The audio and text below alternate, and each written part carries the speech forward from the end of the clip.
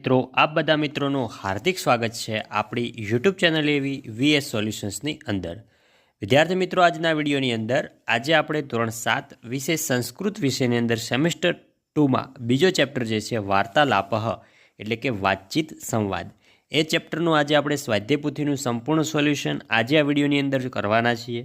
તો વિડીયોને તમારે છેલ્લે સુધી પૂરેપૂરો જોવાનો છે અને જો તમે ચેનલ ઉપર નવા હોય તો ચેનલને અચૂકથી સબસ્ક્રાઈબ કરી લેવાની છે। અહીંયા છે સાચો વિકલ્પ શોધી જવાબ આપવાનો છે। પહેલો ભાવેશઃ કમ અભિવાદયતિ તેમાં આવશે ઓપ્શન નંબર ડી ચેતના। બીજો કહ ભાવેશ સત્કરોતિ તેમાં આવશે ઓપ્શન નંબર બી તસ્ય ભગિની। ત્રીજો છે વાર્તાલાપઃ પાઠમાં કોનો સંવાદ કોના વચ્ચેનો સંવાદ છે તો આવશે સી ભાવેશ અને ચેતના વચ્ચેનો। ચોથો રુચિકરમ પ્લસ અસ્તિ એતસ્ય સંધિકૃત એટલે કે સંધિ જોડવાની છે તેમાં આવશે ઓપ્શન નંબર એ રુચિકર્મસ્તિ। પાંચમો છે રોટલી માટેનો સંસ્કૃત શબ્દ આપો તો આમાં આવશે ઓપ્શન નંબર સી રોટિકા। છઠ્ઠો છે ભોજને કી કમ અસ્તિ ઇતિહ ક નિવેયતિ તેમાં આવશે ઓપ્શન નંબર ડી ભાવેશ્યસ્ય ભગિની। સાતમો છે વ્યંજનમ ઇતિ શબ્દસ્ય ગુજ્જર ભાષાય ક અર્થ તેમાં આવશે ઓપ્શન નંબર બી શાક। આઠમો અવલેહમ ઇતિ શબ્દસ્ય ગુજ્જર ભાષાય કહ અર્થ તો આવશે ઓપ્શન નંબર બી ચાટણ એટલે કે થશે અથાણું। નવમો તર્કમ ઇતિ શબ્દસ્ય ગુજ્જર ભાષાએ ક અર્થ તો આવશે ઓપ્શન નંબર સી છાસ। દસમો ભાવેશઃ ભોજન ક્રીદુષ વદતિ તેમાં આવશે બી રુચિકરમ। 11મો સિદ્ધમ પ્લસ એવ સંધિકૃત તેમાં આવશે ઓપ્શન નંબર એ સિદ્ધમેવ। 12મો નીચેના શબ્દો જૂથમાંથી અલગ પડતા શબ્દોને જુદા ધારવાના છે તો શું આવશે ઓપ્શન નંબર બી સાટિકામ। બીજો છે નીચે આપેલા સંસ્કૃત શબ્દોનો ગુજરાતી અર્થ લખો। લવણમ તો થશે મીઠું, મોદકમ તો થશે લાડુ, સિદ્ધમ તો થશે તૈયાર, ઇદાનીમ તો થશે ઇદાનીમ જ થશે એનો। આગળ છે સંસ્કૃત શબ્દ લખો। ભાત તો થશે ઓદનમ, નહીં તો થશે નાસ્તું, પીરશો તો શું થશે પરિપેશ્યતું, આપો તો થશે દદાતું, આભાર તો થશે ધન્યવાદ।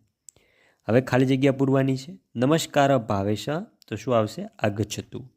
બીજો કિમપી માસ્તુ ઇદાનીમ ભોજનમ આવશ્યકમ। ત્રીજો આવશે કિચિત તર્કમ અપી આવશ્યકતમ।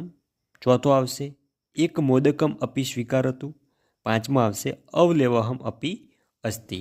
અને વિદ્યાર્થી મિત્રો ધોરણ 7ની અંદર નેક્સ્ટ હવે તમારે કયો વિષયનો કયા ચેપ્ટરનું સોલ્યુશન જોવે છે એ પણ કમેન્ટ કરજો જેથી કરીને તમારા માટે અમે તે વિડીયો લાવી શકીએ।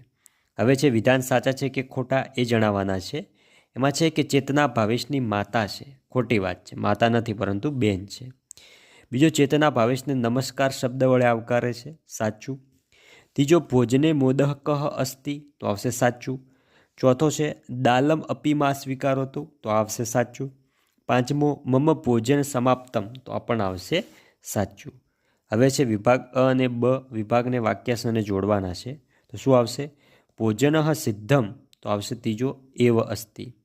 બીજો છે આસનઃ તેમાં શું આવશે ઓપ્શન નંબર 1 ગ્રહણ કરોતિ। ત્રીજો છે ઇદાનીમ તો આવશે ઓદન દદાતું।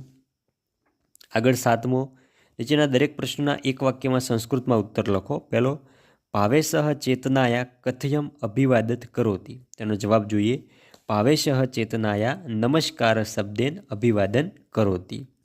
બીજો ચેતના ભાવેશ કથ સત્કરોતિ તો ચેતના ભાવેશ નમસ્કાર શબ્દેન સર્વકુશલવા ઇતિ પ્રશ્નેન સત્કરોતિ। ત્રીજો છે ચેતના ભોજન વિષય કી વદતી તો ચેતના ભોજન વિશે વદતી ચ ભોજન સિદ્ધમ એવમ અસ્તિ। ચોથો ભોજને કી કિમ અસ્તિ તો ભોજને વ્યંજનમ રોટિકા મોદકમ અવલેહમ ઓદનમ દાલમ ચ સંતિ। પાંચમો ચાય કોફી વા એતત વાક્ય ક વદતી તો ચાય કોફી વા એતત વાક્ય ચેતના વદતી। આઠમો છે ગુજરાતીની અંદર જવાબ આપવાના છે। પહેલો ચેતના ચા કે કોફી એમ પૂછે છે ત્યારે ભાવેશ શું કહે છે તો ચેતના ચા કે કોફી એમ પૂછે છે ત્યારે ભાવેશ કહે છે કે કંઈ પણ નહીં અત્યારે ભોજન જરૂરી છે। બીજો જમતી વખતે ભાવેશ મીઠા અને છાશ વિશે શું કહે છે તો જમતી વખતે ભાવેશ મીઠું જરૂરી અને છાશ પણ જરૂરી છે તેમ કહે છે। ત્રીજો છે ચેતના અથાણા વિશે શું કહે છે તો ચેતના અથાણું આપે છે પણ ભાવેશ ના કહે છે। ચોથો ભાવેશ ભોજનમાં શું શું જમે છે તો ભાવેશ ભોજનમાં શાક લાડુ દાળ અને ભાત લે છે। પાંચમો ભાવેશ ભોજન વિશે શું કહે છે? તો ભાવેશ ભોજન વિશે કહે છે કે ભોજન સ્વાદિષ્ટ છે. હવે જે આપેલો છે એ આપણે અનુવાદ કરવાનું છે. તો ભાવેશ નમસ્કાર. ચેતના નમસ્કાર ભાવેશ, આવો. બધું કુશળ છે ને? ભાવેશ બધું કુશળ છે. ચેતના બેસો, પાણી લો. આગળ બીજું જે છે એ જોઈએ. ભાવેશ બોલે છે ના રહેવા દો, હવે ભાત આપો. ચેતના લો, દાળ પણ લો. ભાવેશ આભાર. ચેતના બીજું કંઈ જોઈએ છે? હવે આપણે પ્રવૃત્તિ જોઈએ. એની અંદર ભોજન સિદ્ધમ એવમ અસ્તિ છે. એવી રીતે અલગ અલગ શબ્દો બનાવીને આપણે વાક્ય લખવાના છે. તો જોઈ શકો છો પ્રવૃત્તિની અંદર તમને સંપૂર્ણ આન્સર આપેલા છે. જે તમારે વિડીયો સ્ટોપ કરીને સંપૂર્ણ પ્રશ્નના જે જવાબો છે એ મિત્રો તમારે લખી લેવાના છે. અને આ આપણે સ્વાધ્યાયની અંદર પણ આપેલા હતા. જોઈ શકો છો સંપૂર્ણ પ્રશ્નના આન્સર તમને આપેલા છે,